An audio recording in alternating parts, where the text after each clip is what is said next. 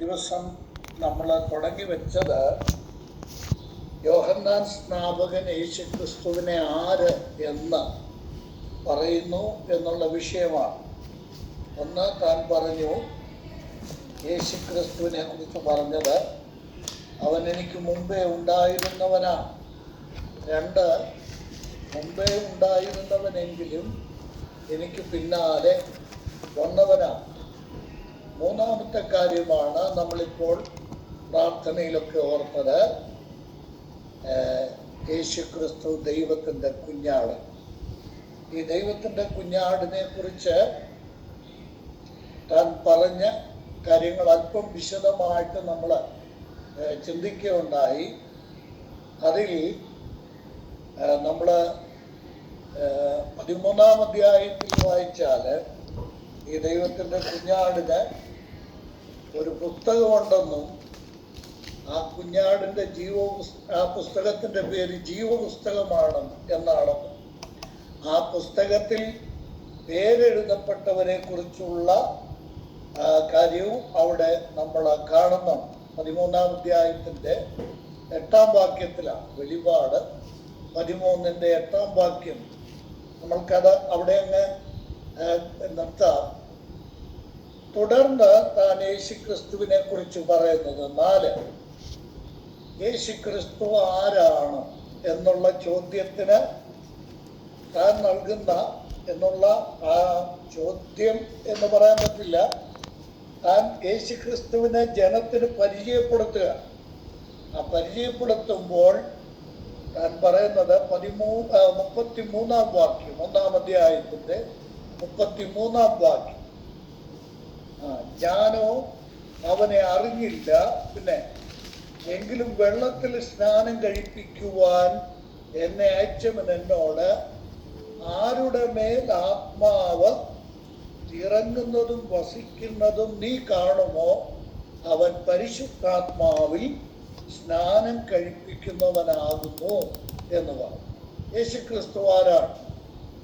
ആ ചോദ്യത്തിൻ്റെ ഉത്തരം യോഹന്നാൻ പറയുകയാണ്, സ്നാപകൻ പറയുകയാണ്. എന്താ? യേശുക്രിസ്തു പരിശുദ്ധാത്മാവിൽ സ്നാനം കഴിപ്പിക്കുന്നവനാണ്.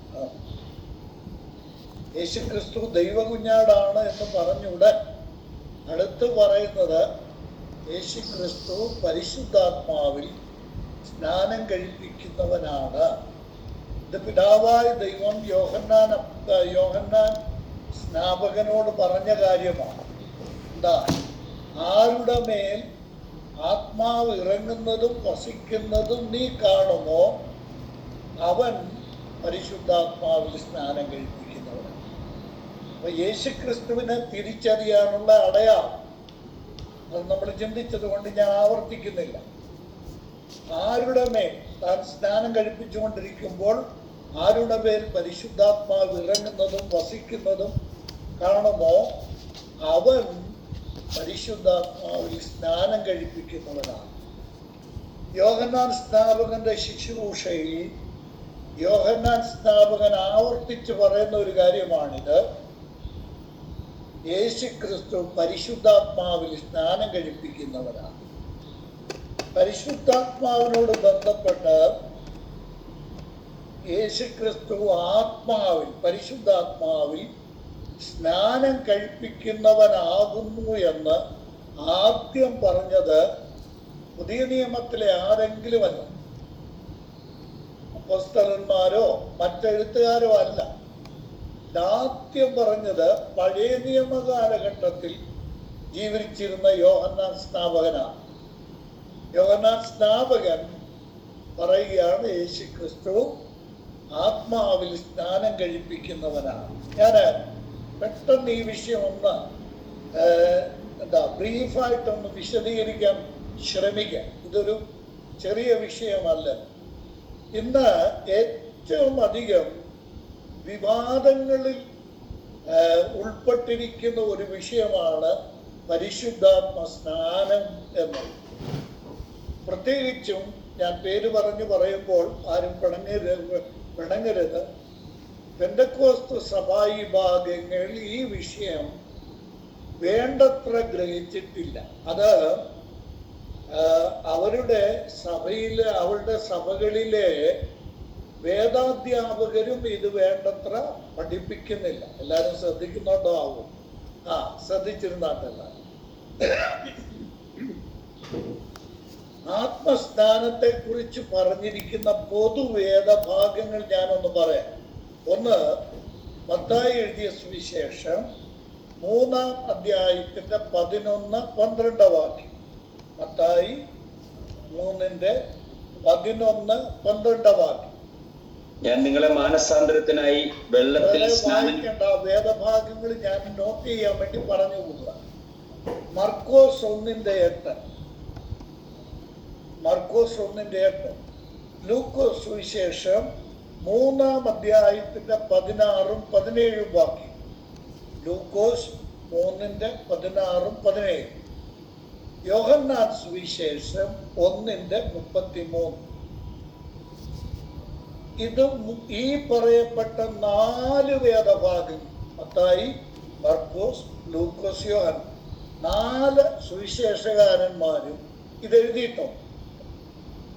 ഈ 4 സുവിശേഷങ്ങളിലും യോഹന്നാൻ സ്നാപകൻ പറഞ്ഞ കാര്യമാണ് ഇവിടെ കാണുന്നത്. എന്താ യോഹന്നാൻ സ്നാപകൻ പറഞ്ഞത്? നമുക്ക് ഇപ്പൊ ബ്രദർ വായിച്ച ആ ഭാഗം ഒന്ന് വായിച്ചാണ്ട് 3-ാം അധ്യായത്തിന് 11-12 വാക്യം. ഞാൻ നിങ്ങളെ മാനസാന്തരത്തിനായി വെള്ളത്തിൽ സ്നാനം ഏൽപ്പിക്കുന്നതേ ഉള്ളൂ.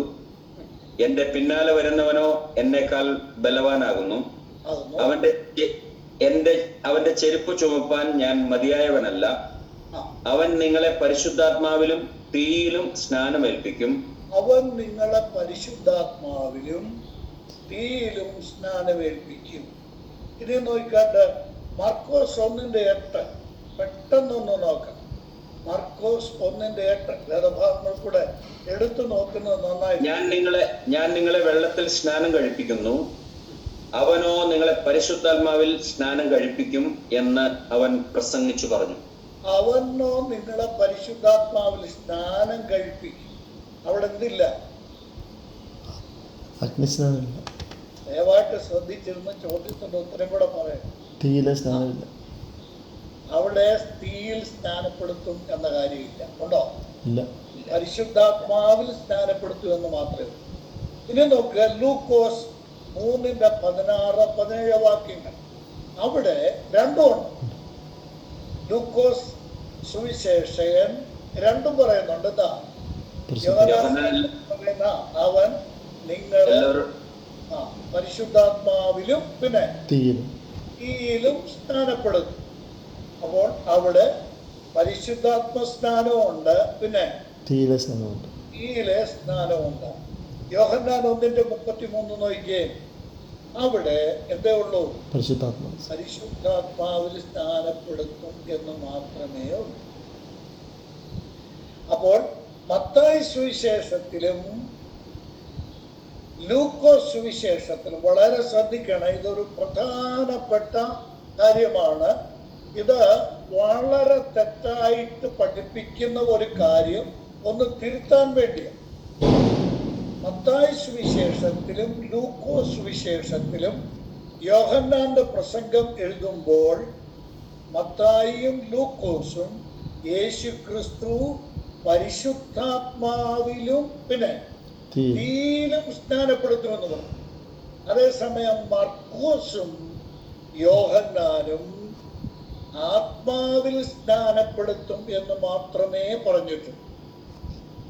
എന്താ ഇതിന്റെ വ്യത്യാസം എന്നറിയാമോ? ചിലർ പഠിപ്പിക്കുന്നത് കേൾക്കണേ, പരിശുദ്ധാത്മ സ്നാനം പോലെ തന്നെ തീ കൊണ്ടുള്ള സ്നാനവും വിശ്വാസികൾക്കുള്ളതാണ് എന്നാണ് ചിലർ പഠിപ്പിക്കുന്നത്. മനസ്സിലായല്ലോ? ഇതിൽ ഈ 2 സ്നാനവും ഏതൊക്കെ സ്നാനം? ആത്മസ്നാനവും തീ കൊണ്ടുള്ള സ്നാനം. ഇതിപ്പോ തീ കൊണ്ടുള്ള സ്നാനം എന്നല്ല പറയുന്ന, അഗ്നിസ്നാനം എന്നാണ്. വേദപുസ്തകത്തിൽ മലയാളത്തിൽ എഴുതിയിരിക്കുന്നത് തീ കൊണ്ടുള്ള സ്നാനം എന്നാണ്. എന്നാൽ ഇന്ന് രണ്ട് ശരി തന്നെയാ. തീയുടെ വേറൊരു പര്യായ പദമാണ് ഏത്? അഗ്നി. അഗ്നി എന്നുള്ളത്. അപ്പോ വെള്ളത്തിലുള്ള സ്നാനവും തീയിലുള്ള സ്നാനം, ഇത് രണ്ടും യേശു ക്രിസ്തു നൽകുന്നതാണ്. ഇത് രണ്ടും ആർക്കാണ്? നമുക്ക് മത്തായി സുവിശേഷത്തിലും ലൂക്കോസ് എഴുതിയ സുവിശേഷത്തിലും ഈ കാര്യം പറഞ്ഞിരിക്കും. മത്തായി സുവിശേഷം മാത്രം നോക്കാം, അപ്പോൾ ലൂക്കോസ് സുവിശേഷം അതിനോടുകൂടെ അങ്ങ് മനസ്സിലാകും. മത്തായി സുവിശേഷം 3-ാം അധ്യായത്തിന്റെ 11-12 വാക്യങ്ങളിൽ യേശുക്രിസ്തുവിനെ കുറിച്ച് യോഹന്നാൻ സ്നാപകൻ പറഞ്ഞു, യേശുക്രിസ്തു പരിശുദ്ധാത്മാവിലും പിന്നെ തീയിലും സ്നാനപ്പെടുത്തും എന്ന് പറഞ്ഞിട്ട് 11-ാം വാക്യത്തിൽ പറഞ്ഞിട്ട് 12-ാം വാക്യത്തിൽ യോഹന്നാൻ പറയുന്ന കാര്യം നോക്കി. എന്താ? വീശുമുറം അവന്റെ കയ്യിലുണ്ട്, അവൻ കളത്തെ മുറ്റും വെടിപ്പാക്കി ഗോതമ്പ് കളപ്പുരയിൽ കൂട്ടിവെക്കുകയും പതിർ കെടാത്ത തീയിലിട്ട് ചുട്ടുകളയുകയും ചെയ്യും. കണ്ടല്ലോ, ഇത് തന്നെ ലൂക്കോസിലും പറഞ്ഞിട്ടുണ്ട്. അഗ്നി കൊണ്ടുള്ള സ്നാനം പറയുന്ന രണ്ടിടത്തും ഈ കാര്യം യോഹന്നാൻ പറഞ്ഞ ഈ കാര്യം എഴുതിയിട്ടുണ്ട്. എന്താ?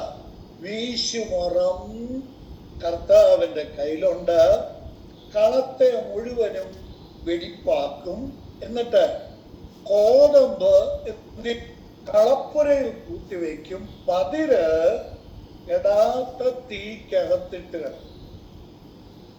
ചുട്ടുകൾ. കേക്കണേ, അപ്പൊ ഗോതമ്പിനെ എങ്ങോട്ട് ശേഖരിക്കും? കളപ്പുരയിലേക്ക് ശേഖരിക്കും. പതിരെങ്ങോട്ടിടും? തീക്കകത്ത്.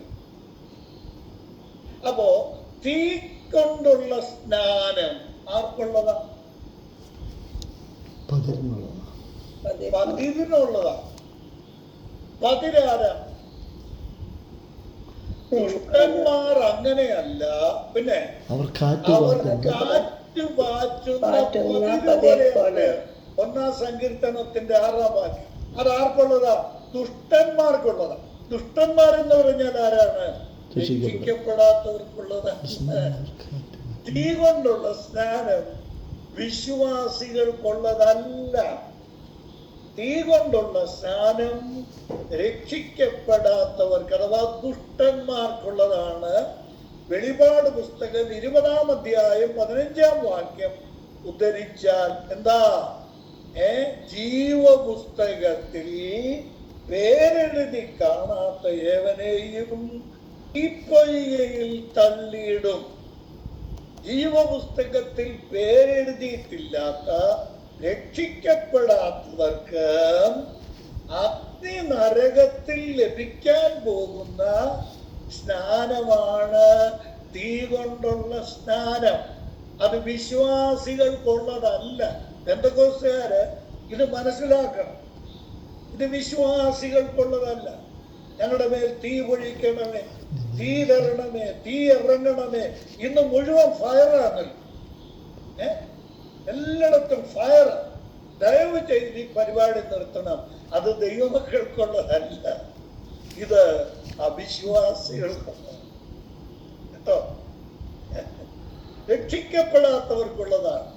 ഇത് രണ്ടും ചെയ്യുന്നത് ആരാണ്? പരിശുദ്ധാത്മാവിൽ സ്നാനപ്പെടുത്തുന്നതും പിന്നെ തീയിൽ സ്നാനപ്പെടുത്തുന്നതും യേശു ക്രിസ്തുവാണ്. ഇന്ന് സഭായുഗത്തിൽ യേശു ക്രിസ്തു പരിശുദ്ധാത്മാവിൽ നമ്മെ സ്നാനപ്പെടുത്തുന്നു. രക്ഷിക്കപ്പെടുന്നവരെ സ്നാനപ്പെടുത്തും. രക്ഷിക്കപ്പെടാത്തവരെ വെള്ളസിംഹാസനത്തിന്റെ മുമ്പിൽ അന്ത്യ ന്യായവിധിയുടെ സമയത്ത് അവരെ വിധിച്ച് ന്യായം വിധിച്ച് തീപ്പൊയ്കയിലേക്ക് അഥവാ നരകത്തിലേക്ക് വിടുന്നതാണ് അഗ്നിസ്നാനം. ഇനി നമ്മൾക്ക് യോഹന്നാൻ 1-ാം അധ്യായത്തിലേക്ക് മടങ്ങി വന്നു. പരിശുദ്ധാത്മ സ്നാനത്തെ കുറിച്ച് ആദ്യം പറഞ്ഞത്, ഞാൻ പറയുന്ന ക്രമമായിട്ട് ഓർക്കണം. ആദ്യം പറയുന്നത് യോഹന്നാൻ സ്നാപകനാണ്. രണ്ടാമത് പറയുന്നത് ആരാണ്? ഇത് ക്രമമായിട്ട് പഠിച്ചു പോണേ. നമ്മുടെ ആരുടെയും വ്യാഖ്യാനം ആവശ്യമില്ല. തിരുവഴുത്തിൽ നോക്കിയാൽ മതി, കൃത്യമായിട്ട് പറഞ്ഞിട്ട്. അപ്പസ്തലന്മാരുടെ പ്രവൃത്തികൾ 1-ാം അധ്യായത്തിന്റെ 3-ാം വാക്യം. അപ്പസ്തലന്മാരുടെ പ്രവൃത്തികൾ 1-ാം അധ്യായത്തിന്റെ 3-ാം വാക്യം. താൻ ജീവിച്ചിരിക്കുന്നു എന്ന് അനേക ദൃഷ്ടാന്തങ്ങളാൽ അവർക്ക് കാണിച്ചു കൊടുത്തു. യേശുക്രിസ്തു സ്വർഗാരോഹണം ചെയ്യുന്നതിന് തൊട്ടു മുമ്പ് കർത്താവ് തന്റെ അപ്പസ്തലന്മാരുമായിട്ട് ഒരുമിച്ചിരിക്കുമ്പോൾ കർത്താവ് അവരോട് പറയുന്നതാണ്. താൻ കൽപ്പന കൊടുത്തിട്ട് ആരോഹണം ചെയ്യുവാൻ, സ്വർഗാരോഹണം ചെയ്യുന്നതിന് തൊട്ടു മുമ്പ് കർത്താവ് പറയുകയാണ്. ഇനി 5-ാം വാക്യം കേട്ടോ ബ്രദറെ. 5-ാം വാക്യം. യോഹന്നാൻ വെള്ളം കൊണ്ട് സ്നാനം കഴിപ്പിച്ചു. യോഹന്നാൻ വെള്ളം കൊണ്ട് സ്നാനം കഴിപ്പിച്ചു. നിങ്ങൾക്കോ ഇനി ഏറെ നാൾ കഴിയും മുമ്പേ എന്ത് കിട്ടും? പരിശുദ്ധാത്മാവ് കൊണ്ട് സ്നാനം ലഭിക്കും. ആര് പറഞ്ഞതാ? ഇത് യേശുക്രിസ്തു പറഞ്ഞതാ. കർത്താവായ യേശുക്രിസ്തു പറഞ്ഞു, ഇനി നിങ്ങൾക്ക് ഏറിയ നാൾ കഴിയുന്നതിന് മുമ്പ് എന്ത് കിട്ടും? പരിശുദ്ധാത്മാവിലെ സ്നാനം ലഭിക്കും. അതുകൊണ്ട് നിങ്ങൾ എന്ത് ചെയ്യരുത്? 4-ാം വാക്യം. യെരൂശലേമിൽ നിന്ന് വാങ്ങിപ്പോകാതെ എന്നോട് കേട്ട പിതാവിന്റെ വാഗ്ദത്തത്തിന് വേണ്ടി കാത്തിരിക്കണം. കാണണം. 2-ാം, ആദ്യം യോഹന്നാൻ സ്നാപകൻ പറഞ്ഞു, എന്റെ പിന്നാലെ വരുന്നവൻ നിങ്ങളെ പരിശുദ്ധാത്മാവിൽ സ്നാനപ്പെടുത്തും, സ്നാനം കഴിപ്പിക്കും.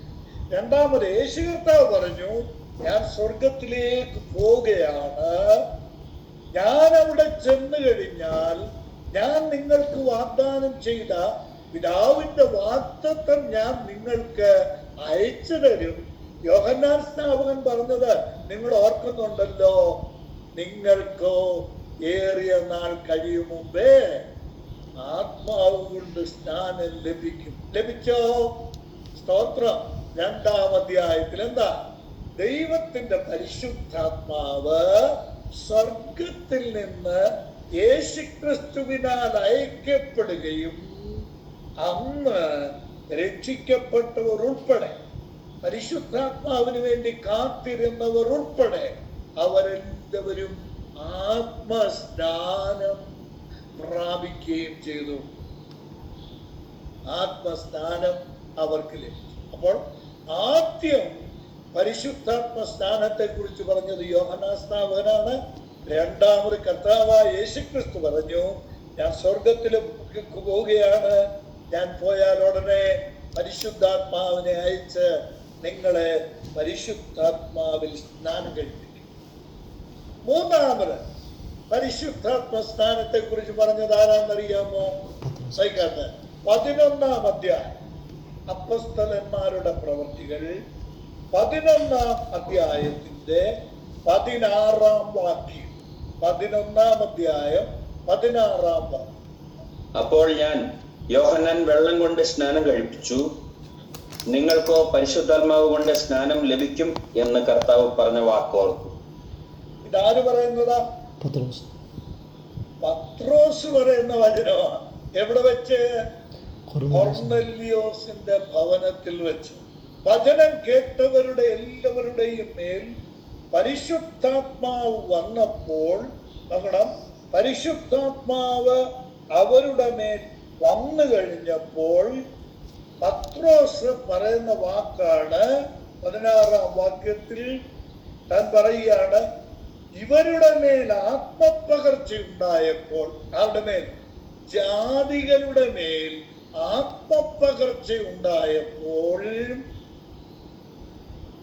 പരിശുദ്ധാത്മാവ് കൊണ്ട് സ്നാനം ലഭിക്കും എന്ന് കർത്താവ്, യോഹന്നാൻ പറഞ്ഞ വാക്കല്ല, നോക്കി അവിടെ എഴുതിയിരിക്കുന്നു, എന്ന് കർത്താവ് പറഞ്ഞ വാക്ക്. 3-ാമത് ആത്മസ്നാനത്തെ കുറിച്ച് പറഞ്ഞത് പത്രോസ് ലീഹയാണ്. 4, ഇനി ഒരാളുടെ ഉള്ളു. 1 കൊരിന്ത്യർക്ക് എഴുതിയ 1-ാം ലേഖനം 12-ാം അധ്യായത്തിന്റെ 13-ാം 1 കൊരിന്ത്യർ 12-ാം അധ്യായത്തിന്റെ 13-ാം. യഹൂദന്മാരോ യവനന്മാരോ ദാസന്മാരോ സ്വതന്ത്രരോ നാം എല്ലാവരും ഏക ശരീരമാകുമാറ് ഒരേ ആത്മാവിൽ സ്നാനം ഏറ്റും എല്ലാവരും ഒരേ ആത്മാവിനെ പാനം ചെയ്തുമിരിക്കുന്നു. ആര് പറഞ്ഞതാ? പൗലോസ് അപ്പോസ്തലൻ. പൗലോസ് അപ്പോസ്തലൻ പറഞ്ഞതാ. പൗലോസ് അപ്പോസ്തലൻ പറയുകയാണ്, നമ്മൾക്കെല്ലാവർക്കും അവിടെ ഒരു വ്യത്യാസവുമില്ല. ആരൊക്കെ? യഹൂദന്മാർ ആകട്ടെ, പിന്നെ മലയാളം ബൈബിളില് യഹൂദന്മാർ എന്ന് പറഞ്ഞിട്ട് മലയാളം ബൈബിളിൽ എഴുതിയിരിക്കുന്ന യവനന്മാരൻ, എന്നാൽ ഇംഗ്ലീഷ് ബൈബിൾ നോക്കിയേ, യവനന്മാരെന്നല്ല, യഹൂദന്മാരോ യവനന്മാരോ എന്നല്ല ഇംഗ്ലീഷ് ബൈബിളിൽ. ഇംഗ്ലീഷ് ബൈബിൾ എഴുതിയിരിക്കുന്ന എങ്ങനെയാണെന്നറിയാമോ?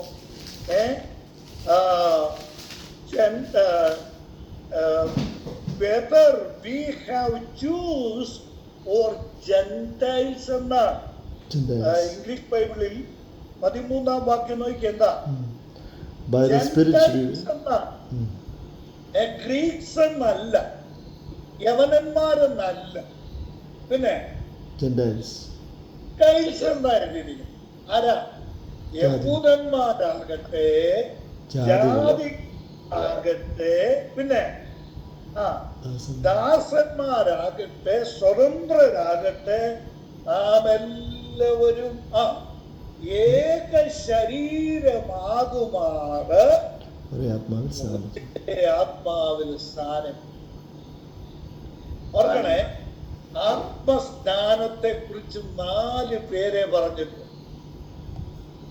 ആത്മസ്നാനത്തെ കുറിച്ച് തിരുവെഴുത്തിൽ 4 പേരാണ് പറഞ്ഞിരിക്കുന്നത്. 1 സ്നാപക യോഹന്നാൻ, 2 കർത്താവായ യേശു ക്രിസ്തു, 3 പത്രോസ് അപ്പോസ്തലൻ, 4 പൗലോസ് അപ്പോസ്തലൻ. ഇനി ശ്രദ്ധിക്കണേ, ഞാൻ ഈ പറയുന്നത് ശ്രദ്ധിച്ചോണം. യോഹന്നാൻ സ്നാപകനും യേശു ക്രിസ്തു സ്നാനം ലഭിക്കും, പരിശുദ്ധാത്മാവിൽ സ്നാനം ലഭിക്കും എന്നാ പറഞ്ഞത്.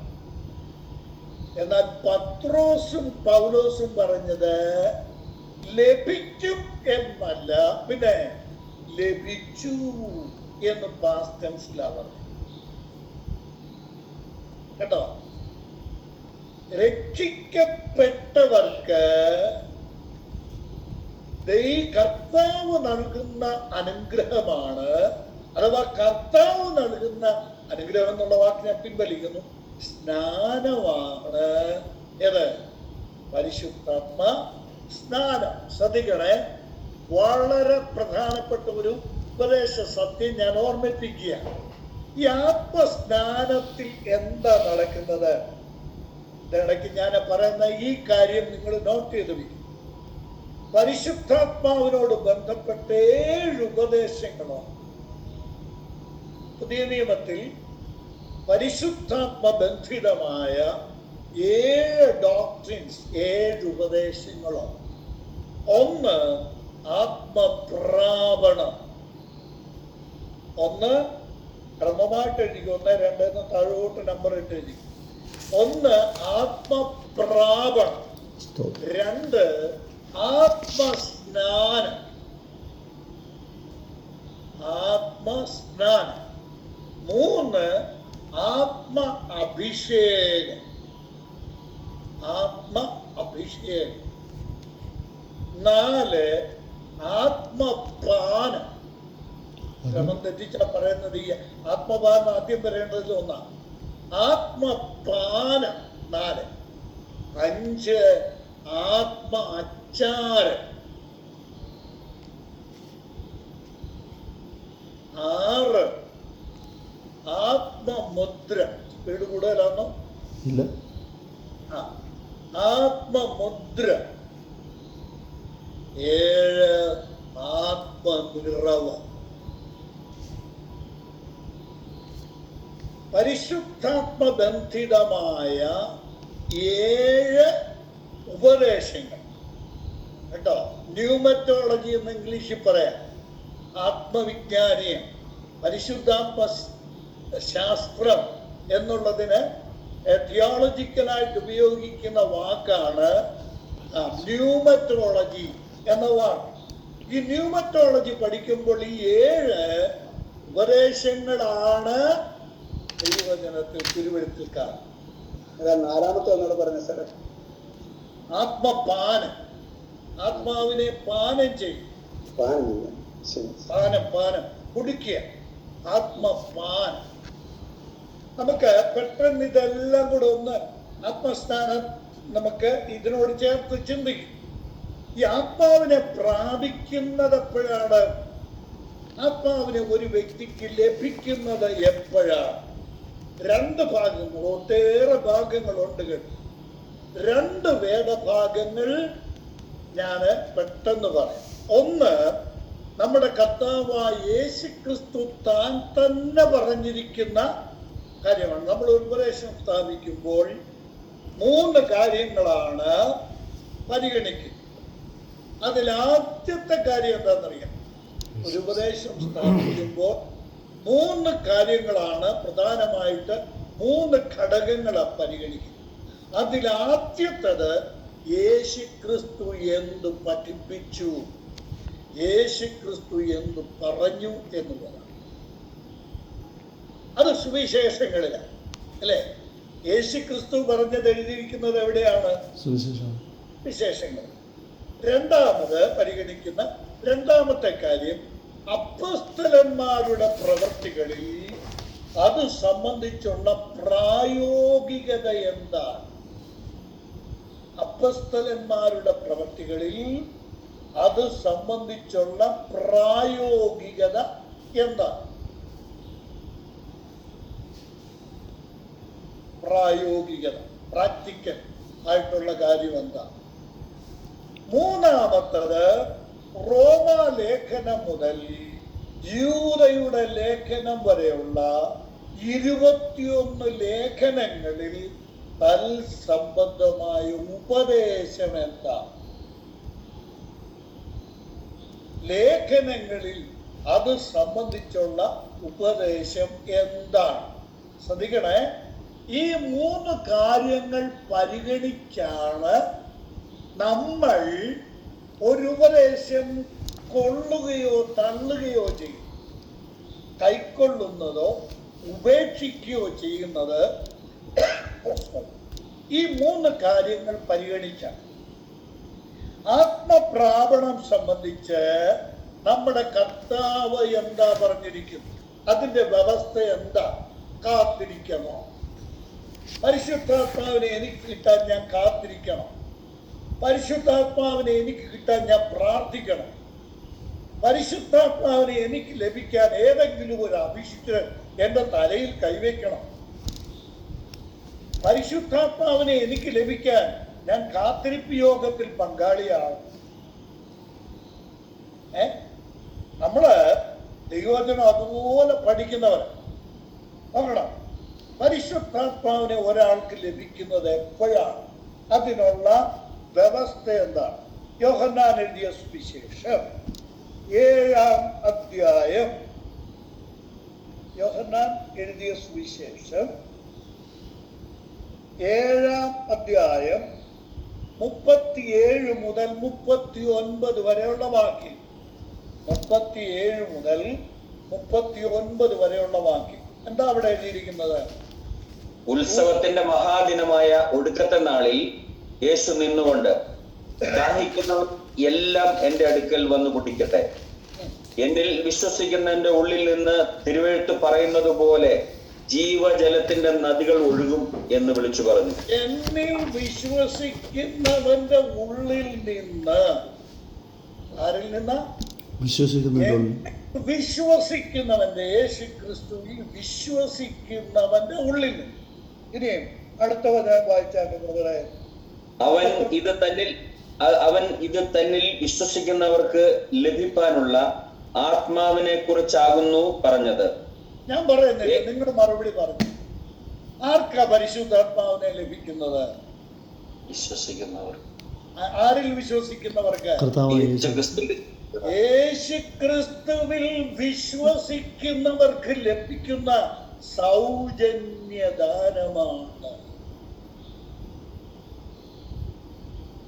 സൗജന്യദാനമാണ് പരിശുദ്ധാത്മാവ്. കണ്ടോ? എനിക്ക് പരിശുദ്ധാത്മാവിനെ കിട്ടാൻ ഞാൻ ചെയ്യേണ്ടത് എന്താ? ഒറ്റ വാചകത്തിൽ ഉത്തരം എന്താ? യേശു ക്രിസ്തുവിൽ വിശ്വസിക്കുക. സ്തോത്രം. ആമേൻ. കേട്ടോ? ഒരു കാത്തിരിപ്പും വേണ്ട, ഒരു ഉപവാസം. ഒരുത്തരും വന്ന് നമ്മുടെ തല കൈവെക്കണം. ഇന്ന് ഈ ഉപദേശം വക്രീകരിച്ച് മുതലെടുക്കുന്ന രീതി, കേട്ടോ, ജനങ്ങളെ വഞ്ചിക്കുന്ന, ദൈവജനത്തെ അപായപ്പെടുത്തുന്ന, ദൈവജനത്തെ ഗതിഭ്രംശം ചെയ്യുന്ന ഈ ഉപദേഷ്ടാക്കന്മാർക്ക് വരാൻ പോകുന്ന ന്യായവിധി ചെറുതായിരിക്കും.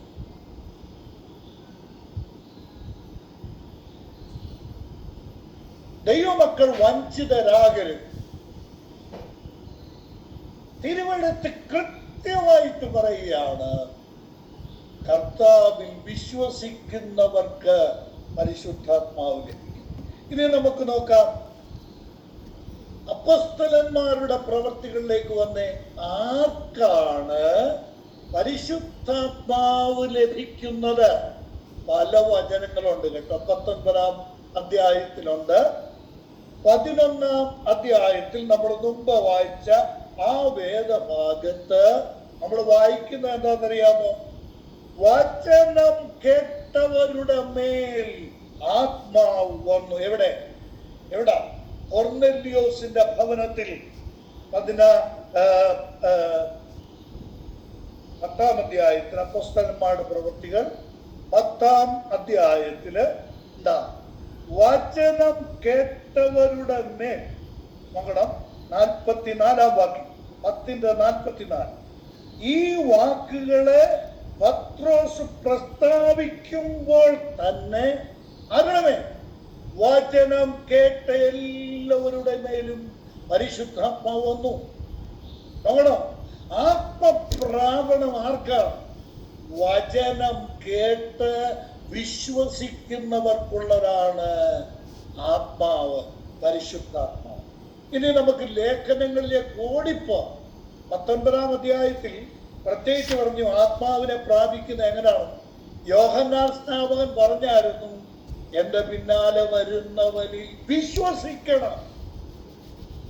എന്റെ പിന്നാലെ വരുന്ന യേശുവിൽ വിശ്വസിക്കണം എന്ന് യോഹന്നാൻ സ്നാപകൻ പറഞ്ഞു. അവർക്ക് പരിശുദ്ധാത്മാവിനെ ലഭിക്കുന്നത്. കേട്ടോ? വക്രീകരിക്കരുത് ഉപദേശങ്ങളൊന്നും. ഇനി നമ്മൾക്ക് ലേഖനത്തിലേക്ക് വരാം. ഏറെ വചനങ്ങളുണ്ട്. എന്നാൽ നമ്മൾക്ക് ഈ ഉപദേശത്തോട് ബന്ധപ്പെട്ട് പെട്ടെന്ന് മനസ്സിലാക്കാൻ നിങ്ങൾക്ക് എല്ലാവർക്കും ഓർമ്മയിൽ നിൽക്കുന്ന ഒരു ഭാഗം, എഫേസ്യർക്ക് എഴുതിയ ലേഖനം 1-ാം അധ്യായത്തിന്റെ, എഫേസ്യർക്ക് എഴുതിയ ലേഖനം 1-ാം അധ്യായത്തിന്റെ 13-14 വാക്യം ക്രിസ്റ്റൽ ക്ലിയർ ആയി. ഉപദേശം സ്ഥാപിക്കേണ്ടത് സുവിശേഷങ്ങൾ വെച്ചോ അപ്പോസ്തലന്മാരുടെ പ്രവൃത്തികൾ വെച്ചോ അല്ല. കാരണം എന്താണെന്നറിയാമോ? അത് രണ്ട് ചരിത്രങ്ങളാണ്. ഒന്ന് യേശുക്രിസ്തുവിന്റെ ചരിത്രവും മറ്റത് സഭയുടെ ചരിത്രവും. എന്നാൽ ഉപദേശം സ്ഥാപിക്കേണ്ടത് എന്ത് വെച്ചാന്നറിയാമോ? ഉപദേശം സ്ഥാപിക്കേണ്ടത് ലേഖനങ്ങൾ വെച്ചാ. അടിസ്ഥാന പ്രമാണമാണ്, ലേഖനങ്ങൾ വെച്ചാ. നോക്കട്ടെ, എഫേസ്യർ 1:13-14 നിർത്തി ഒന്ന് വായിക്കണേ ബ്രദറെ. എനിക്കൂടെ ഒന്ന് ഏറ്റുപറയാനായിട്ട്, ഏറ്റുപദേശിയായിട്ട് ഏറ്റുപറയാനായിട്ട്. അവനിൽ നിങ്ങൾക്കും നിങ്ങളുടെ രക്ഷയെക്കുറിച്ചുള്ള സുവിശേഷം എന്ന സത്യവചനം നിങ്ങൾ കേൾക്കുകയും അവനിൽ വിശ്വസിക്കുകയും ചെയ്തിട്ട്. സുവിശേഷം എന്ന സത്യവചനം നിങ്ങൾ കേട്ടു. എഫെസോസിലെ വിശ്വാസികളോട് പറയുക, സുവിശേഷം എന്ന സത്യവചനം നിങ്ങൾ കേട്ടു. അടുത്തത്, അവനിൽ വിശ്വസിക്കുകയും ചെയ്തു. സുവിശേഷം എന്ന സത്യവചനം നിങ്ങൾ കേട്ടു, നിങ്ങൾ എന്ത് ചെയ്തു? അവനിൽ വിശ്വസിച്ചു. 2, അവനിൽ നിങ്ങൾ വിശ്വസിച്ചു. ഇത് രണ്ടും ചെയ്തത് ആരാ? എഴുവിക്കാര് ചെയ്ത കാര്യം. 1 കേട്ടു, എന്ത് കേട്ടു? സുവിശേഷം കേട്ടു. 2 ആ കർത്താവായ യേശു ക്രിസ്തുവിൽ വിശ്വസിച്ചു. എന്നിട്ട് 14-ാം വാക്യം, തന്റെ സ്വന്തം ജനത്തിന്റെ വീണ്ടെടുപ്പിന് വേണ്ടി തന്റെ മഹത്വത്തിന്റെ പുകഴ്ചയ്ക്കായിട്ട് നമ്മുടെ അവകാശത്തിന്റെ അച്ചാരമായ വാഗ്ദത്തത്തിൽ പരിശുദ്ധാത്മാവിനാൽ മുദ്രയിട്ടിരിക്കുന്നു. സ്തോത്രം.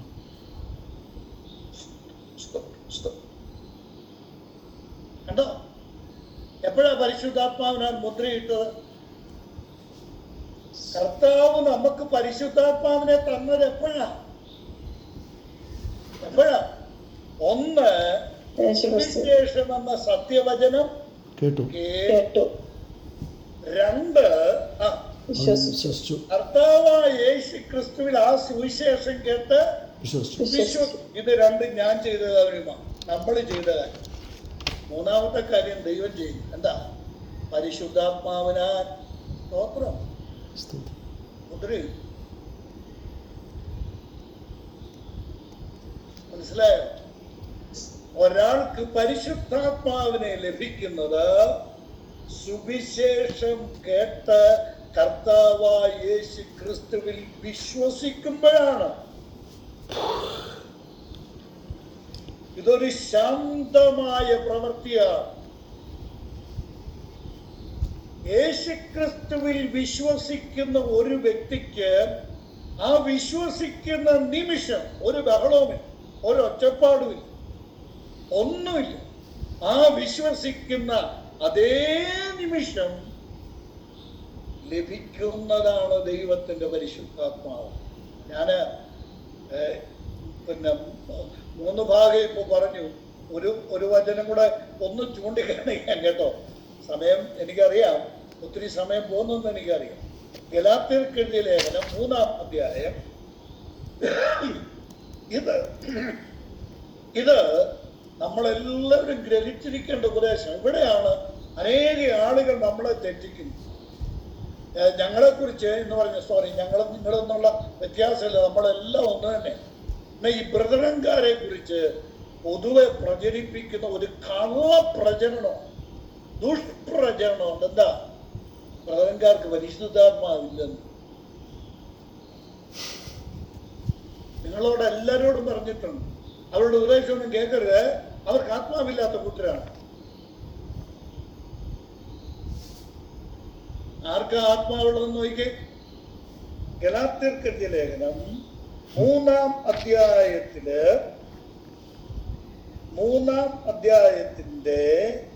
5-ാം വാക്യം നോക്കി.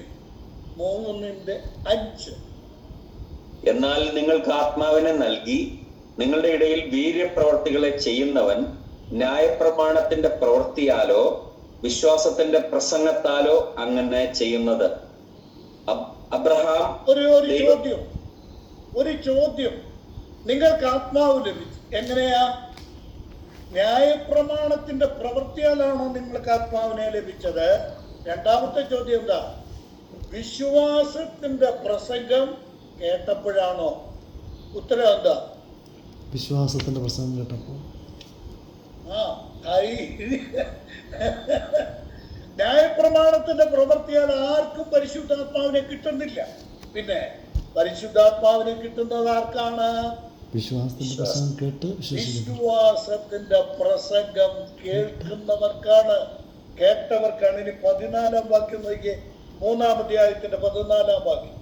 അബ്രഹാമിന്റെ അനുഗ്രഹം ക്രിസ്തുയേശുവിൽ ജാതികൾക്ക് വരേണ്ടതിന് ആത്മാവെന്ന വാഗ്ദത്ത വിഷയം എങ്ങനെ കിട്ടി? ആത്മാവെന്ന വാഗ്ദത്ത വിഷയം വിശ്വാസത്താൽ പ്രാപിപ്പാൻ തന്നെ.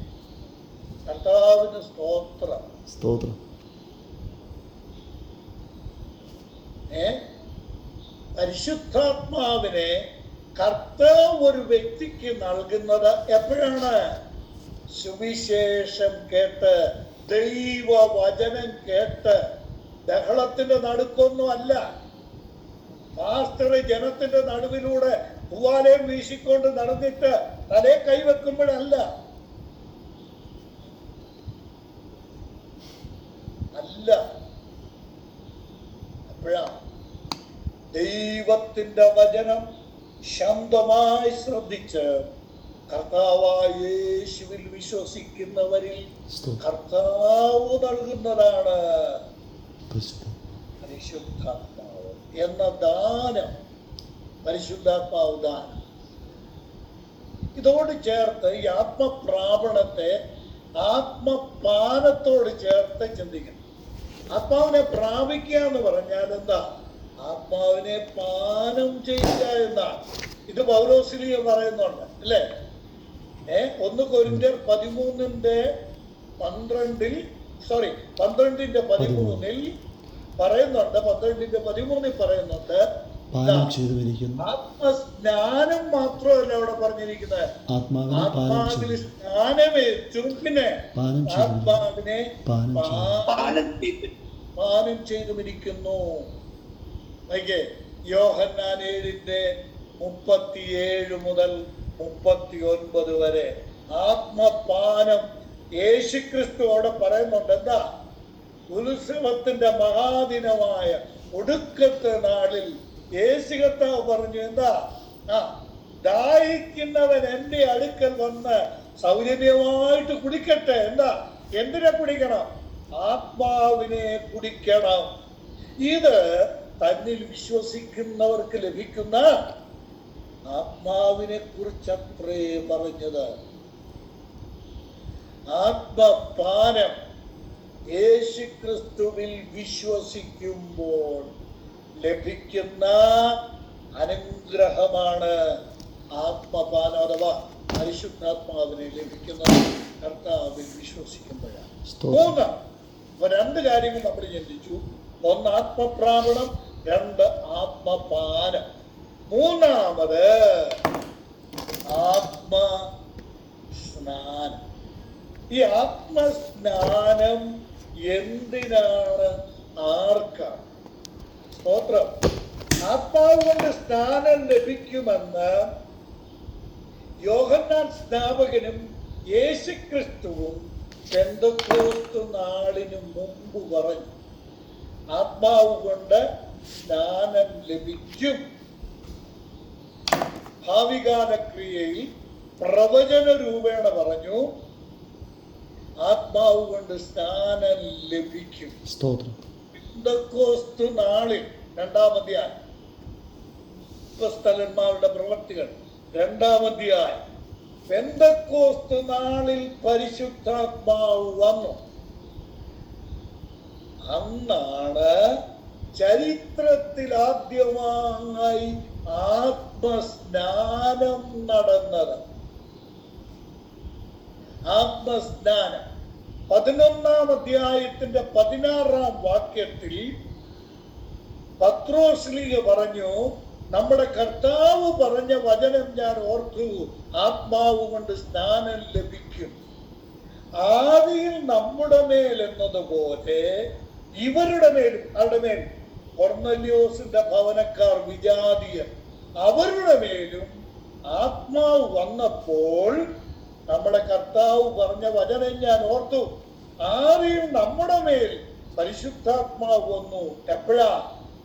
ഈ ഭൂമിയിൽ സഭ ജനിക്കുന്ന സമയത്ത്. ഇപ്പോഴാ കൊർന്നല്യോസിന്റെ ഭവനത്തിൽ ആത്മസ്നാനം നൽകി വിജാതീയരെ ആ സഭയോട് ചേർക്കുന്നു. തീർന്നില്ല. ഇതിനോട് 2 ചേർത്ത് അപ്പോസ്തലന്മാരുടെ പ്രവർത്തികൾ 2-ാം അധ്യായത്തിലെ യഹൂദന്മാരാ ആത്മസ്നാനമേറ്റത്. യഹൂദന്മാരിൽ വിശ്വസിച്ചവരാണ് ആത്മസ്നാനമേറ്റത്. അപ്പോസ്തലന്മാർ 2-ാം അധ്യായം. ഇനി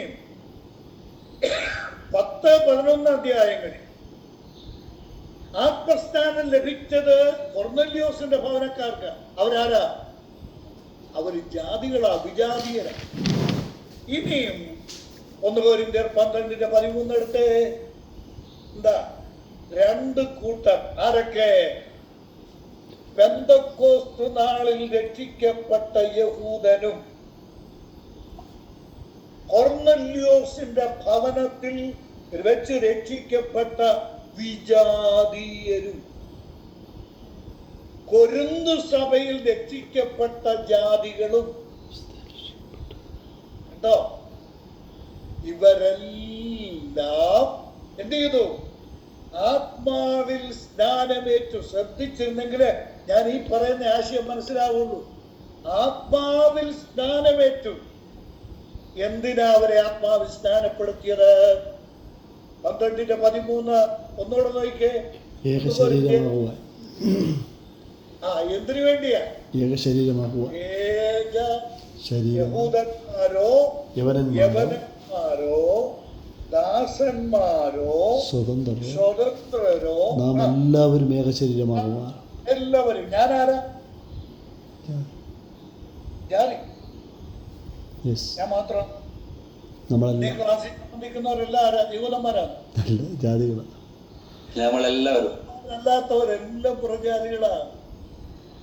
ജാതികളായ നമ്മളും. ഒരു വാക്കൂടെ ചേർക്കണം അല്ലേ? വിശ്വസിച്ച ജാതികളായ നമ്മളും വിശ്വസിച്ച യഹൂദന്മാരും എന്ത് ചെയ്യുന്നു? ഏക ശരീരമാകുന്നു. ഈ ശരീരം ഏതാ? തലയ്ക്ക് താഴെയുള്ള ഈ ശരീരം ഏതാ? യേശു ക്രിസ്തുവിന്റെ ശരീരം. ക്രിസ്തു എന്ന തലയ്ക്ക് കീഴിലുള്ള ശരീരം അതേതാ? ദൈവത്തിന്റെ സഭ. ഈ ദൈവസഭ എങ്ങനെ ഉണ്ടായത്? സ്തോത്രം, സ്തോത്രം. എങ്ങനെ ഉണ്ടായത്? യേശു ക്രിസ്തു പരിശുദ്ധാത്മാവിൽ സ്നാനം കഴിപ്പിച്ച് നമ്മളെ ഒരു ശരീരമാക്കി, ഏക ശരീരമാക്കി. ആത്മസ്നാനം എന്തിനാ? സ്തോത്രം. സംശയലേശം കൂടാതെ പറഞ്ഞോളാം. എന്തിനാ? ദൈവസഭയോട് ചേർക്കാൻ. ദൈവസഭയോട് ചേർക്കാൻ. ഇതാരാ തരുന്നത്? ആത്മസ്നാപകൻ ആരാ? യേശുക്രിസ്തു. സ്തോത്രം. ഇത് ഈ ആകാശത്തിന്റെ കീഴിൽ പത്രോസ് ഉൾപ്പെടെയുള്ള ഒരു സ്ലീഹായുടെ കയ്യിലോ ഒരു പാസ്റ്ററുടെ കയ്യിലോ ഒരു അഭിഷിക്തന്റെ കയ്യിലോ കൊടുത്തിട്ടില്ല. ആത്മാവിൽ സ്നാനപ്പെടുത്തുന്നത് യേശുക്രിസ്തുവാണ്. യേശുക്രിസ്തു എന്ത് ചെയ്യുന്നു? ആത്മാവിൽ സ്നാനപ്പെടുത്തി നമ്മളെ തന്റെ ശരീരമായ, സ്തോത്രം, ഇത് നീട്ടിയാ ഞാൻ പറഞ്ഞല്ലേ, തന്റെ ശരീരമായ സഭയോട് ചേർക്കും.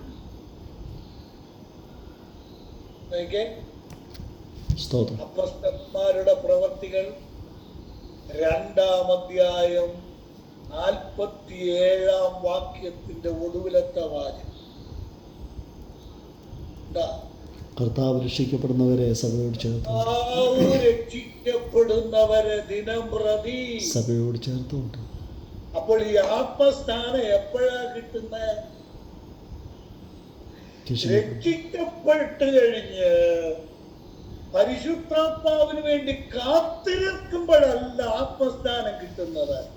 പിന്നെ രക്ഷിക്കപ്പെടുമ്പോൾ, എപ്പോൾ രക്ഷിക്കപ്പെടുന്നുവോ അപ്പോൾ കർത്താവ്, ഒരു പാസ്റ്ററും ഒരു സുവിശേഷം, BS തമ്പാൻ ഉൾപ്പെടെയുള്ള ഒരു സുവിശേഷം അല്ല, കർത്താവ് സഭയോട് ചേർക്കുക. കർത്താവ് എന്തോ ചെയ്യുക? സഭയോട് ചേർക്കുന്നത് എങ്ങനെയാണ്? രക്ഷിക്കപ്പെടുന്നവരെ ആത്മാവിൽ സ്നാനപ്പെടുത്തി സഭയോട് ചേർക്കുകയാണ്. കേൾക്കണേ, കേൾക്കണേ. ആത്മസ്നാനം പ്രാപിച്ചിട്ടില്ലാത്ത ഒരൊറ്റ വ്യക്തിയും എവിടെ ഇല്ല? ദൈവസഭയിൽ. എവിടെ ഇല്ല? ദൈവസഭയില്ല. ദൈവസഭയിലില്ല കേട്ടോ.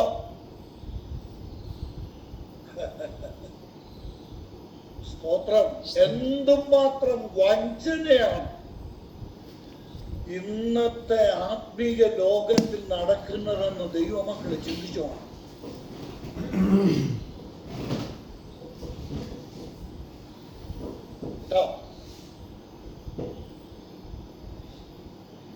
രക്ഷിക്കപ്പെട്ടവരുടെ കൂട്ടമാണ് ദൈവത്തിന്റെ സഭ.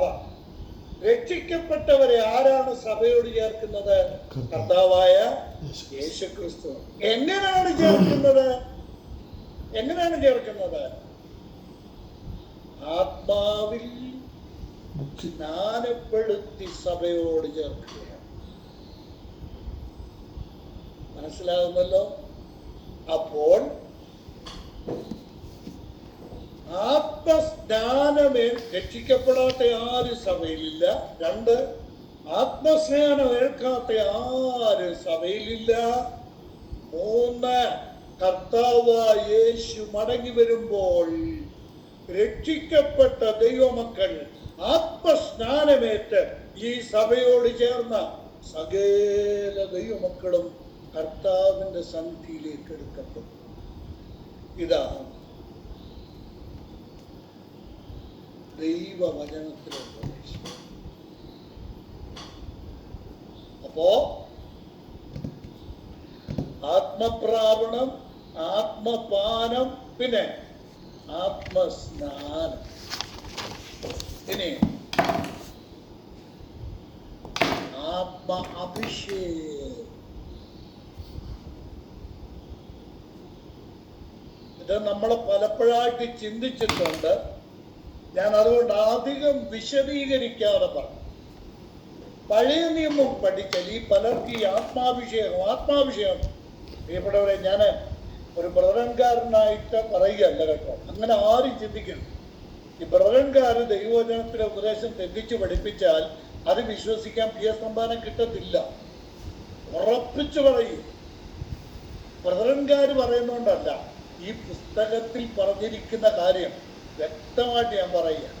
ആരാ അഭിഷേകം ആർക്കുള്ളതാണ്? പഴയ നിയമം നിങ്ങൾ നോക്കി. 1, പ്രവാചകനുള്ളതാണ് അഭിഷേകം. 2, പുരോഹിതന്മാർക്കുള്ളതാണ് അഭിഷേകം. 3, രാജാക്കന്മാർക്കുള്ളതാണ് അഭിഷേകം. കേട്ടോ? അഭിഷേകം 1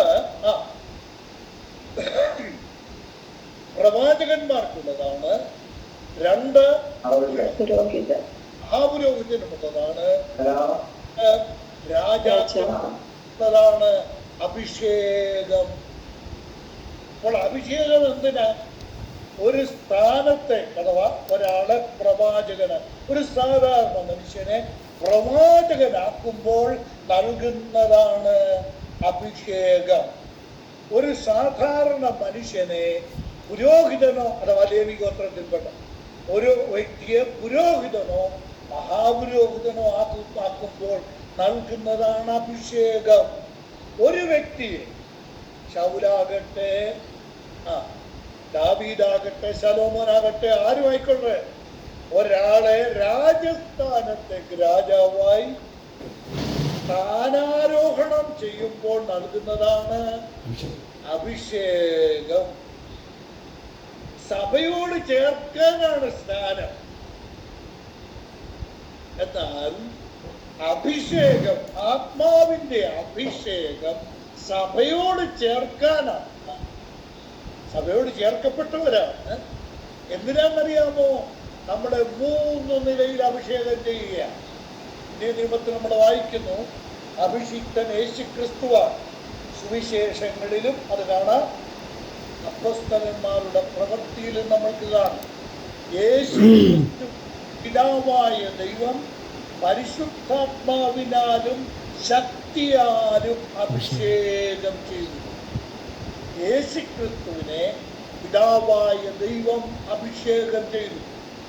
സഭയുടെ തലയാണ് യേശു ക്രിസ്തു. അഭിഷേക തൈലം ഒഴിക്കുന്നത് എവിടെയാണ്? പ്രവാചകനായിക്കോട്ടെ, പുരോഹിതനായിക്കോട്ടെ, രാജാവായിക്കോട്ടെ, അഭിഷേക തൈലം ഒഴിക്കുന്നത് എവിടെയാണ്? ആ വ്യക്തിയുടെ തലയിലാണ്.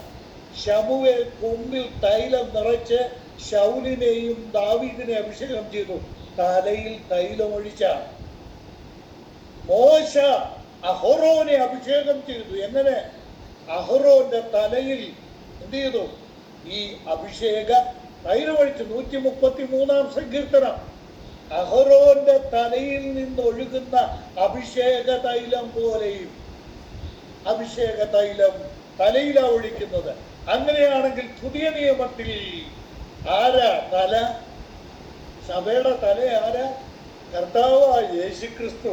യേശുക്രിസ്തുവിനെ പിതാവായ ദൈവം എന്ത് ചെയ്തു? പരിശുദ്ധാത്മാവിനാൽ അഭിഷേകം ചെയ്തു. ആ അഭിഷേകം എന്ത് ചെയ്തു? രക്ഷിക്കപ്പെട്ട ദൈവമക്കൾ കർത്താവിന്റെ ശരീരമായി തീരുന്ന, യേശുക്രിസ്തുവിന്റെ ശരീരത്തിന്റെ അവയവങ്ങളായി തീരുന്ന ഓരോ വ്യക്തിയുടെ മേലും അഭിഷേക തൈലം ഒഴുകുക. എവിടെ? 133-ാം സങ്കീർത്തനം. വസ്ത്രത്തിന്റെ വെളുമ്പിലേക്ക്, വസ്ത്രത്തിന്റെ തൊങ്ങൽ വരെ ഈ അഭിഷേക തൈലം ഒഴുകുകയാണ്. സ്തോത്രം. യേശുക്രിസ്തുവിൽ നിന്ന് നമ്മൾക്ക് എന്ത് കിട്ടി? അഭിഷേകം കിട്ടി. നോക്കട്ടെ, യോഹന്നാന്റെ 1-ാം ലേഖനം 2-ാം അധ്യായം 2-ാം അധ്യായം 20-ാം വാക്യം. നിങ്ങളോ പരിശുദ്ധനാൽ അഭിഷേകം പ്രാപിച്ചു സകലവും അറിയുന്നു. നിങ്ങൾ പരിശുദ്ധനാൽ അഭിഷേകം പ്രാപിച്ചു. ഇനി നോക്കുക 27-ാം വാക്യം. അവനാൽ പ്രാപിച്ച അഭിഷേകം നിങ്ങളിൽ വസിക്കുന്നു. ആരാൽ പ്രാപിച്ച? പരിശുദ്ധാത്മാവിനാൽ. യേശുക്രിസ്തുവിൽ നിന്ന് പ്രാപിച്ച, യേശുക്രിസ്തുവിൽ നിന്ന് പ്രാപിച്ച അഭിഷേകം നിങ്ങളിൽ വസിക്കുന്നു. പിന്നെ ആരും നിങ്ങളെ ഉപദേശിപ്പാൻ ആവശ്യമില്ല. സകലം ഉപദേശിച്ചു തരുന്നു. സകലവും ഉപദേശിച്ചു തരുന്ന നമ്മിൽ വസിക്കുന്ന അഭിഷേകം ആരാ? പരിശുദ്ധാത്മാവാണ്. ഇനി നോക്കിയേ, ഈ അഭിഷേകം നമ്മൾക്ക് ലഭിച്ചോ? ഇവിടെ കൃത്യം പറയുന്നു, യേശുക്രിസ്തുവിനാൽ നമ്മൾക്ക് അഭിഷേകം കിട്ടുന്നു. നമുക്ക് എഴുത്താട്ടെ, കൊരിന്ത്യർക്ക് എഴുതിയ 2-ാം ലേഖനം 2 കൊരിന്ത്യർ 1-ാം അധ്യായത്തിന്റെ 2 കൊരിന്ത്യർ 1-ാം അധ്യായത്തിന്റെ 21-ാം വാക്യം. ഞങ്ങളെ നിങ്ങളോട് കൂടെ ക്രിസ്തുവിൽ ഉറപ്പിക്കുന്നതും നമ്മെ അഭിഷേകം ചെയ്തതും ദൈവമല്ലോ. സ്തോത്രം. ആ വാക്യം ഒന്ന് ശ്രദ്ധിക്കണേ. ഞാനതൊന്ന് ചെറുതായിട്ടൊന്ന് വിശദീകരിക്കാം.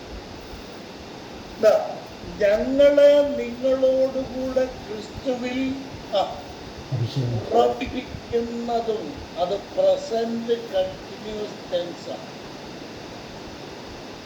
അതെന്ത് ചെയ്യാം? കർത്താവിൽ നമ്മളെ ഉറപ്പിച്ചുകൊണ്ടേയിരിക്കുക. ഞങ്ങളെ നിങ്ങളോടുകൂടെ ക്രിസ്തുവിൽ ഉറപ്പിച്ചുകൊണ്ടേയിരിക്കുന്നതും, പിന്നെ നമ്മെ അഭിഷേകം ചെയ്യുന്നതും ദൈവമല്ലോ. നമ്മളെ അഭിഷേകം ചെയ്യുന്നതുമല്ല, ചെയ്തതും. ഉറപ്പിക്കുന്നത്, അത് പ്രസന്റ് കണ്ടിന്യൂസ് ടെൻസ്. പിന്നെ നമ്മളെ അഭിഷേകം ചെയ്തു, പാസ്റ്റ് ടെൻസ്. നമ്മളെ അഭിഷേകം ചെയ്തുകൊണ്ടേയിരിക്കുകയല്ല.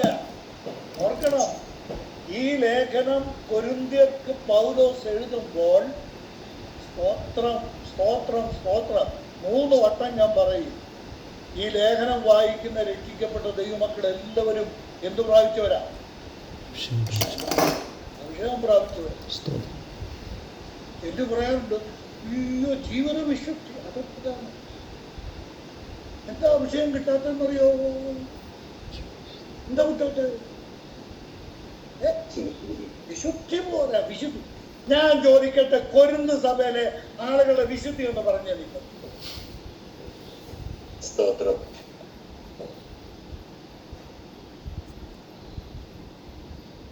വിശുദ്ധിയുടെ അടിസ്ഥാനത്തിലല്ല ആത്മാഭിഷേകം.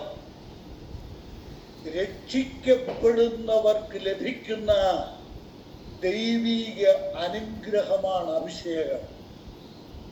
ഈ ശരീരത്തോട് എപ്പോൾ ചേരുന്നു? ആത്മസ്ഥാനത്താൽ യേശുക്രിസ്തുവിന്റെ ശരീരമായ സഭയോട് എപ്പോൾ ചേരുന്നോ അപ്പോൾ ഒരു വ്യക്തിക്ക് ലഭിക്കുന്നതാണ് സ്തോത്രം ആത്മ അഭിഷേകം. ആത്മ അഭിഷേകം പ്രാപിക്കാത്ത ഒരൊറ്റ വ്യക്തിയും ദൈവസഭയിലില്ല. രക്ഷിക്കപ്പെട്ടതാണോ ആ വ്യക്തി സഭയുടെ അംഗമാണ്. നീ സഭയുടെ അംഗമാണോ സ്തോത്രം നിനക്ക് എന്തോ കിട്ടിയിട്ടുണ്ട്? അഭിഷേകം കിട്ടിയിട്ടുണ്ട്.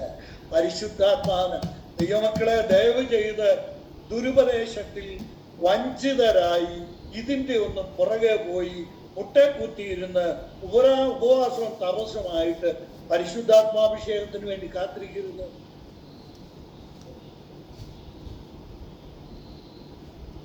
എന്താ ആത്മാഭിഷേകം? ഞാനത് വ്യക്തമാക്കാം. അതിനു മുമ്പ് ഒരു കാര്യം കൂടെ ഓർമ്മിപ്പിക്കട്ടെ. പരിശുദ്ധാത്മാവിനാൽ അഭിഷേകം ലഭിക്കുന്നത്, അല്ലെങ്കിൽ പഴയ നിയമ കാലഘട്ടത്തിൽ വെച്ച് അഭിഷേകം ലഭിക്കുന്നത് 3 കൂട്ടർക്കാണെന്ന് ഞാൻ. ആർക്കൊക്കെ? നിനക്കിട്ട് ബൈബിൾ പഠിക്കാൻ നേരെയില്ലല്ലോ, അതുകൊണ്ടായി കുഴപ്പം പറ്റുന്നത് കേട്ടോ. ആർക്കാണ് ഈ ആത്മാഭിഷേകം അഭിഷേകം കിട്ടുന്ന പഴയ നിയമത്തിൽ? ഒന്ന് പ്രവാചകൻ, പുരോഹിതൻ, 3 രാജാവ്. നോക്കാം. പത്രോസിന്റെ 1-ാം പേര് 2-ാം അധ്യായം 9-ാം വാക്യം. 1 പത്രോസ് 2-ാം അധ്യായത്തിന് 9-ാം വാക്യം.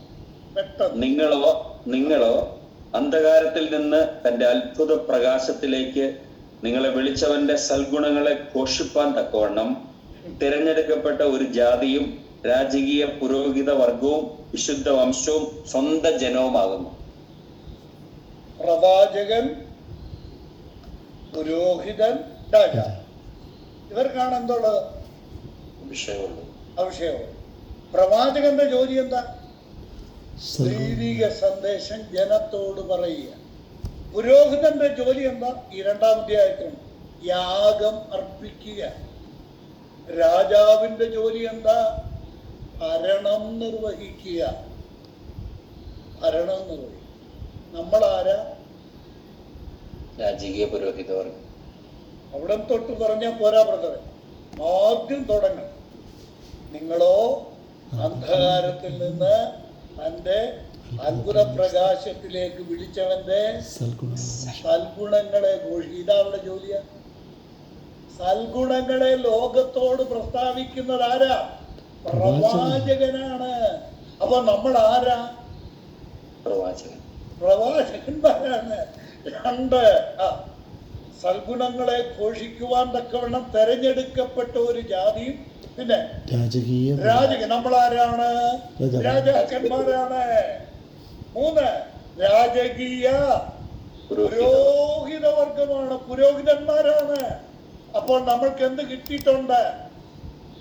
അഭിഷേകം കൂടാതെ പുരോഹിതനാകുകയില്ല, അഭിഷേകം കൂടാതെ രാജാവാകുകയില്ല, അഭിഷേകം കൂടാതെ ദൈവത്തിന് സ്തോത്രം പുരോഹിതനും ആകില്ല. അപ്പൊ ഞാൻ പ്രവാചകനാണ്, ഞാൻ രാജാവാണ്, ഞാൻ പുരോഹിതനാണ് എങ്കിൽ എനിക്ക് എന്ത് കിട്ടിയിട്ടുണ്ട്? അവനാൽ പ്രാപിച്ച അഭിഷേകം എന്നിൽ യേശു ക്രിസ്തുവിൽ നിന്ന് എനിക്ക് ലഭിച്ച അഭിഷേകം. ഇനി ഒരു വാക്കുകൂടെ പറഞ്ഞിട്ട് തീരാൻ പോവാ സമയമല്ലേ. ഇടയ്ക്ക് ഒന്ന് രണ്ട് പേര് ക്ലോക്കിലോട്ട് നോക്കുന്നത് ഞാൻ കണ്ടു. അപ്പൊ സമയമായോ എന്നല്ല നോക്കിയത്, സമയം പോയത് അറിഞ്ഞില്ല അവരും. ഈ നോക്കിയവരും സമയം ഇതുവരെ പോയത്. ഇത് അത്രയ്ക്ക് ഇൻട്രസ്റ്റിംഗ് ആയിട്ടുള്ള വിഷയമാണ്.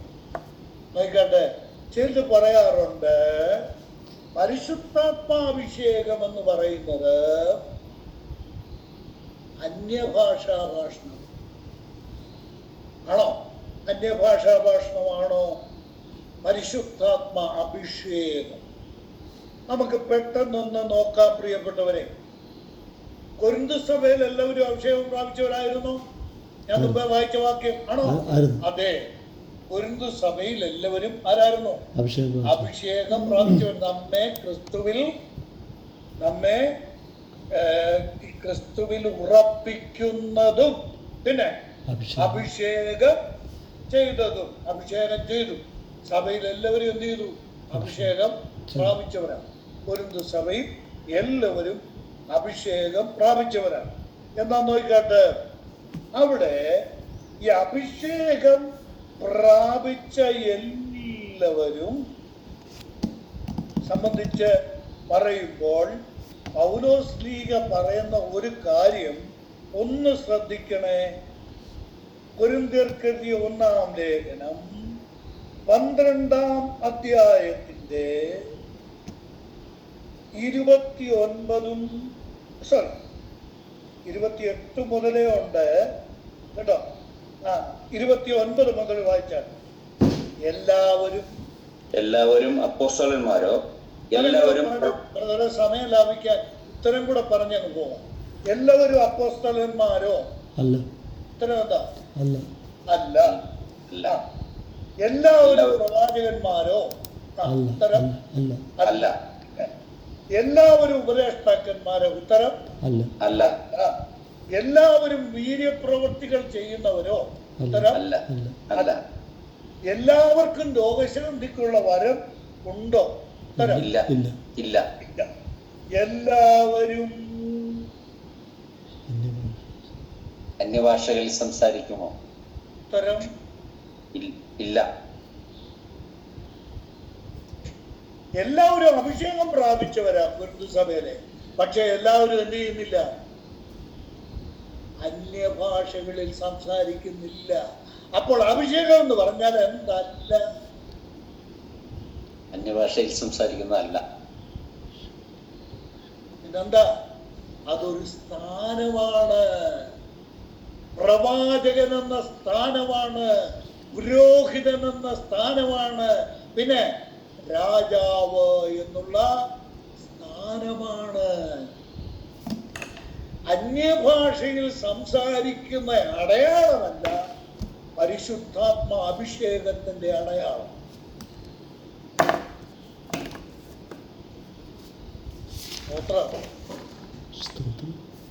എന്റെ പ്രിയമുള്ളവരെ,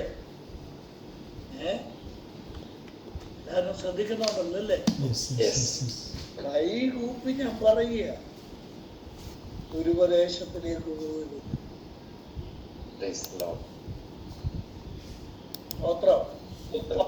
ആത്മാവിനെ കിട്ടിയോ? ഒന്ന്, വിശ്വസിച്ചപ്പോൾ നമുക്ക് പരിശുദ്ധാത്മാവിനെ കിട്ടി. നമ്മൾ ആത്മപാനം നമ്മൾക്ക് ലഭിച്ചോ? യേശു ക്രിസ്തു വിശ്വസിച്ചപ്പോൾ ആത്മാവിനെ നമ്മൾ പാനം ചെയ്തു. 3, നമ്മൾ ആത്മാവിൽ സ്നാനമേറ്റോ? നമ്മൾ രക്ഷിക്കപ്പെട്ടപ്പോൾ നമ്മുടെ കർത്താവ് നമ്മളെ ആത്മാവിൽ സ്നാനപ്പെടുത്തി സഭയോട് ചേർത്തു. 4, സ്തോത്രം, നമ്മൾക്ക് ആത്മാവിനാൽ അഭിഷേകം കിട്ടിയോ? സ്തോത്രം, രക്ഷിക്കപ്പെട്ട് ദൈവസഭയോട് ചേർന്നപ്പോൾ നമ്മളെ രാജാക്കന്മാരും പുരോഹിതന്മാരും പ്രവാചകന്മാരുമായി നമ്മുടെ കർത്താവ് ദൈവത്തിന്റെ പരിശുദ്ധാത്മാവിനാൽ അഭിഷേകം. ഇനി ആത്മാച്ചാരവും ആത്മമുദ്രയും ഓരോ വാചകത്തിൽ പറഞ്ഞു നിർത്താം. സമയമായെന്ന് എനിക്കറിയാം. 2 മിനിറ്റിനുള്ളിൽ ഫേസ്യർ 1:13-14 ആത്മാച്ചാരവും ആത്മമുദ്രയും. ആത്മമുദ്ര എന്നുള്ളത് ഫേസ്യലേഖനം 4:30 കൊരിന്ത്യർക്ക് എഴുതിയ രണ്ടാം ലേഖനം 1-ാം അധ്യായത്തിന്റെ 22-ാം വാക്യത്തിലുണ്ട്. 2 കൊരിന്ത്യർ 5-ാം അധ്യായത്തിലുമുണ്ട് ആത്മാവിനാലുള്ള മുദ്രയെ കുറിച്ച്. കേട്ടോ, അവിടെ 2 കാര്യങ്ങൾ എഫേസ്യ ലേഖനത്തിലും കൊരിന്ത്യർക്ക് എഴുതിയ 2-ാം ലേഖനം 1-ാം അധ്യായം 22-ാം വാക്യത്തിലും പരിശുദ്ധാത്മാവിനോട് ബന്ധപ്പെട്ട 2 കാര്യങ്ങളും. എന്തൊക്കെയാണെന്നറിയാമോ? 13-ാം വാക്യത്തിൽ നമ്മൾ മുമ്പ് വായിച്ചത് കൊണ്ട് ഞാൻ പറഞ്ഞു. എന്താ? സുവിശേഷമെന്ന സത്യവചനം നിങ്ങൾ കേട്ടു, അവനിൽ വിശ്വസിക്കുകയും ചെയ്തിട്ട് തന്റെ സ്വന്തം ജനത്തിന്റെ വീണ്ടെടുപ്പിന് വേണ്ടി തന്റെ മഹത്വത്തിന്റെ പുകഴ്ചയ്ക്കായിട്ട് നമ്മുടെ അവകാശത്തിന്റെ അച്ചാരം, ആത്മാച്ചാരം. കണ്ടോ? ആത്മാച്ചാരം. ഒരു കച്ചവടം നടക്കുമ്പോൾ ആദ്യം കൊടുക്കുന്ന തുകയാണ് എന്ത്? അഡ്വാൻസ് ആയിട്ട് കൊടുക്കുന്നതാണ് എന്ത്? അച്ചാരം എന്ന് പറയുന്നത്. നമ്മളെ കർത്താവ് വിലയ്ക്ക് വാങ്ങിയത് എങ്ങനെയാ? തന്റെ ആത്മാവിനെ അച്ചാരമായി തന്ന് നമ്മളെ വിലയ്ക്ക് വാങ്ങി. ആത്മാച്ചാരം. ഈ ആത്മാച്ചാരം ഒടുവിൽ നടക്കുന്നതല്ല, പിന്നെ നമ്മൾ രക്ഷിക്കപ്പെടുന്ന ആ നിമിഷത്തിൽ നമ്മളെ വിലയ്ക്ക് വാങ്ങിയിരിക്കുന്നു എന്നുള്ളതിന്റെ ഉറപ്പായി നൽകുന്നതാണ് ആത്മാച്ചാരം. പിന്നെന്ത് ചെയ്തു? പരിശുദ്ധാത്മാവിനാൽ മുദ്രയിട്ടു. 6-ാമത്തത് ആത്മമുദ്ര. ആത്മാച്ചാരം, ആത്മമുദ്ര. ഇതെപ്പോഴാ? ഒരു വ്യക്തി രക്ഷിക്കപ്പെടുന്ന സമയത്ത് നടക്കുന്നതാണ് ഈ 6 കാര്യങ്ങളും. ഏതൊക്കെ? ആത്മപ്രാപണം, ആത്മപാനം, ആത്മസ്നാനം, ആത്മ അഭിഷേകം, ആത്മാച്ചാരം, പിന്നെ ആത്മമുദ്ര. ഇതാറും സ്തോത്രം നാം രക്ഷിക്കപ്പെട്ട ആ നിമിഷത്തിൽ വന്നതാണ്. ഇതിന് സ്നാനപ്പെടുക പോലും വേണ്ട, രക്ഷിക്കപ്പെട്ടാൽ മാത്രം. 7-മതൊരു വിഷയം ഏതാ ഞാൻ പറഞ്ഞത്?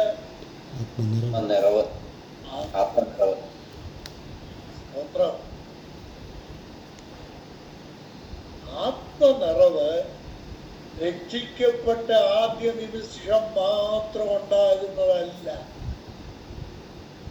ആത്മനിറവ് എല്ലാ ദിവസമെന്നല്ല, ഏതു നിമിഷവും ആത്മാവിനാൽ ഒരു വ്യക്തി നിറഞ്ഞവരാണ്. രക്ഷിക്കപ്പെട്ട ദൈവം ആത്മനിറവാണ്. ഞാൻ ഈ ഉപദേശം സംബന്ധിച്ച് സമയമായതുകൊണ്ട് ഒരു വാക്ക് പറഞ്ഞ് അവസാനിപ്പിക്കട്ടെ. ആത്മാവിനെ പ്രാപിക്കുവീൻ എന്നൊരു കൽപ്പന ബൈബിളിൽ ഇല്ല. ആത്മസ്നാനം പ്രാപിക്കുവീൻ എന്നൊരു കൽപ്പന ദൈവവചനത്തിലില്ല. ആത്മ അഭിഷേകം പ്രാപിക്കുവീൻ എന്ന് ഒരു കൽപ്പന തിരുവെഴുത്തിലില്ല. ആത്മപാനം പ്രാപിപ്പീൻ, ആത്മ അച്ചാരം പ്രാപിക്കുവീൻ, ആത്മമുദ്ര പ്രാപിക്കുവീൻ എന്നൊരു കൽപ്പന ബൈബിളിലില്ല. ഈ 6 വിഷയത്തിലും കൽപ്പനയില്ല. ഒറ്റ കാര്യത്തിലെ കൽപ്പനയുള്ളൂ, ആത്മാവ് നിറഞ്ഞവരാണ്.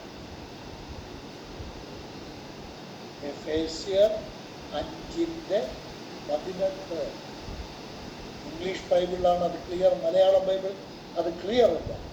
Be filled with the Holy Spirit. പരിശുദ്ധാത്മാവ് നിറഞ്ഞവരാണ്. പ്രിയപ്പെട്ടവരെ, ഈ ഭൂമിയിൽ വിശുദ്ധ ജീവിതം നയിക്കുക, ഈ ഭൂമിയിൽ കർത്താവിന്റെ ശുശ്രൂഷ ഫലപ്രദമായി ചെയ്യുവാൻ, വിജയകരമായ ജീവിതത്തിനും ഫലകരമായ ശുശ്രൂഷയ്ക്കും ഒരു വിശ്വാസിക്ക് വേണ്ടത് പരിശുദ്ധാത്മാവാണ്. കർത്താവ് നമ്മളെ സഹായിക്കും. ഒരു സംശയം, ഈ പരിശുദ്ധാത്മാവിന്റെ നിറവഞ്ഞാണല്ലേ അന്യഭാഷ കിട്ടും, അതുപോലെ രോഗശാന്തി വരും. പരിശുദ്ധാത്മാവിന്റെ സൗകര്യം നമുക്കിത് കൺക്ലൂഡ് ചെയ്തിട്ട് സംശയം ചോദിക്കാം. ചോദിച്ച ചോദ്യത്തിൽ ആത്മസ്നാനം പ്രാപിച്ചോ, ആത്മാഭിഷേകം പ്രാപിച്ചോ, ആത്മാവിനെ പ്രാപിച്ചോ, ആത്മാച്ചാരം പ്രാപിച്ചോ, ആത്മമുദ്ര പ്രാപിച്ചോ അന്യഭാഷ പറഞ്ഞിട്ടില്ല. പരിശുദ്ധാത്മാവ് നിറഞ്ഞാണ് അന്യഭാഷയിൽ സംസാരിച്ചത്. ഇനി ആത്മനിറവ് ഏതു സമയത്തും അന്യഭാഷയിലൂടെ അല്ല വെളിപ്പെടുന്നത്. എഫേസ്യർ 5:18 ആത്മാവ് നിറഞ്ഞവരായി അന്യഭാഷ പറയാനല്ല, പിന്നെ സങ്കീർത്തനങ്ങളാലും ആത്മാവ് നിറഞ്ഞവരായി സങ്കീർത്തനങ്ങളാലും സ്തുതികളാലും ആത്മീക ഗീതങ്ങളാലും ഏറ്റവും ഒടുവിൽ സമയം പോലും കൊണ്ടാണ് സ്തോത്രം പറയുന്നത് പോലും, ഒരു സ്തോത്രം പറയുന്നത് പോലും എങ്ങനെ ആയിരിക്കണം? ആത്മാവിൽ നിറഞ്ഞുണ്ടായി. ഓളം സൃഷ്ടിക്കാനും ആളുകളെ ഇളക്കാനും വേണ്ടിയല്ല സ്തോത്രം പറയാൻ കേട്ടോ. പരിശുദ്ധാത്മാവിൽ നിറഞ്ഞു വേണം ഒരു സ്തോത്രം പറയുക. നമ്മളെ സഹായം. ഇതാണ് തിരുവെഴുത്തിലെ പരിശുദ്ധാത്മ സംബന്ധമായ തെളിഞ്ഞുപദേശം. ഇത് വിശ്വസിക്കാനും ഇതിൽ പറഞ്ഞിരിക്കുന്ന സത്യങ്ങൾ ഉൾക്കൊള്ളുവാൻ കർത്താവ് നമ്മളെ സഹായിക്കട്ടെ. നമ്മൾക്ക് പരിശുദ്ധാത്മാവിനെ ദാനമായി തന്ന ആത്മാവിനോട് ബന്ധപ്പെട്ട എല്ലാ അനുഗ്രഹങ്ങളും സൗജന്യമായി തന്ന കർത്താവിനെ നമ്മൾക്ക് മഹത്വപ്പെടുത്താം. ഈ വചനങ്ങളാൽ ദൈവം നമ്മെ അനുഗ്രഹിക്കട്ടെ. രാജു മൈക്കിൾ സാറ് കൺക്ലൂഡ് ചെയ്ത് പ്രാർത്ഥിക്കാം.